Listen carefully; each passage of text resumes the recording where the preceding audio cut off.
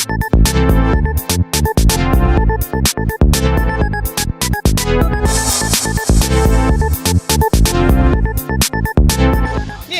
but what I was going to say is that this is cool that you all have taken a position where you want to get people's opinion about this, and where people can talk about it with someone who doesn't feel like they have any stake in it.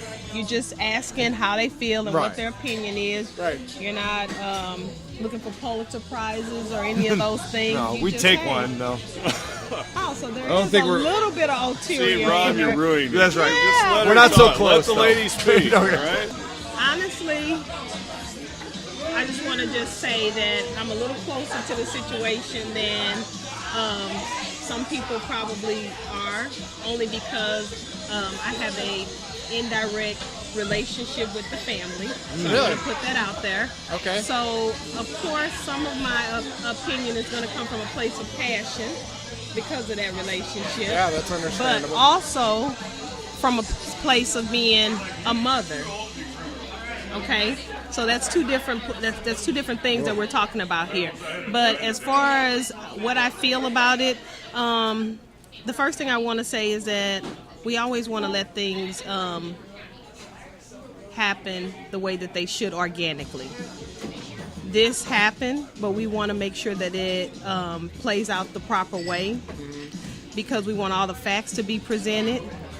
But as a mom and as a human being, a lot of it just looked to me like it was more than what it needed to be from what I've seen and from what I've heard and from what I've been told about the situation. And I just feel like as far as the police go, I am pro law enforcement, okay? Because I believe in keeping order and keeping the law. But I also think too that there is something to policing black males differently. Let me just put it that way, okay? Yeah. And I feel like, unfortunately, this had to happen for those things to be exposed, and that for whatever reason, because I'm a spiritual Christian being, God decided that Michael Brown would be the one to carry out that will for him.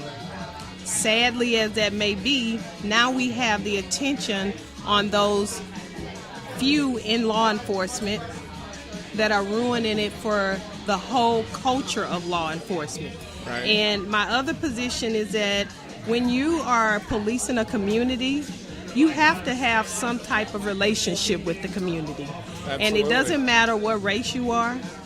I think that good policing, but at the end of the day, you got to remember you're dealing with human beings. Yeah. These police officers have families just like these individuals in their community. Right. And when you're dealing with these individuals, you got to think, well, how would I want my family to be treated?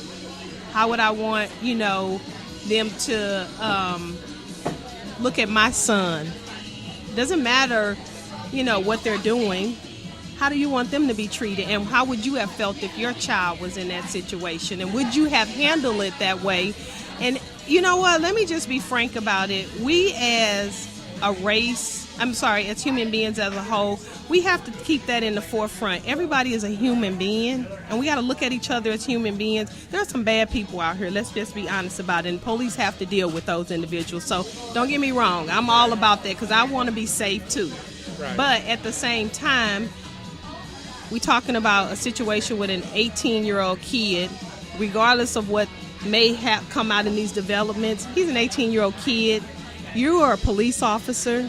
You are trained and you're held at a higher level to deal with these situations. And on top of that, they can't find a weapon or anything. Right. I just think that is just really something we need to look into. But it's just not happening in St. Louis. It's happening all over the country. Yeah. And we need to get to the root of that. Why are we in 2014 still looking at each other in that way? Right.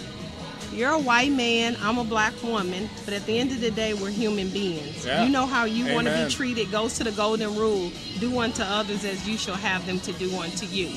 Absolutely. So that's just how I feel. I think it's just really a tragedy that law enforcement tend to handle black males a lot differently, because if they go out to some of these other communities and that would have been an 18-year-old kid in maybe a suburban area or any other race, he probably would have said, get your A on away from here, get on, go on, get beat it. Better not catch you anymore, better not run across you anymore.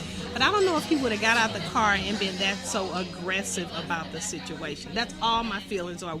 Would he have handled this the same way had he been in a different neighborhood dealing with a different race? That's it. Right.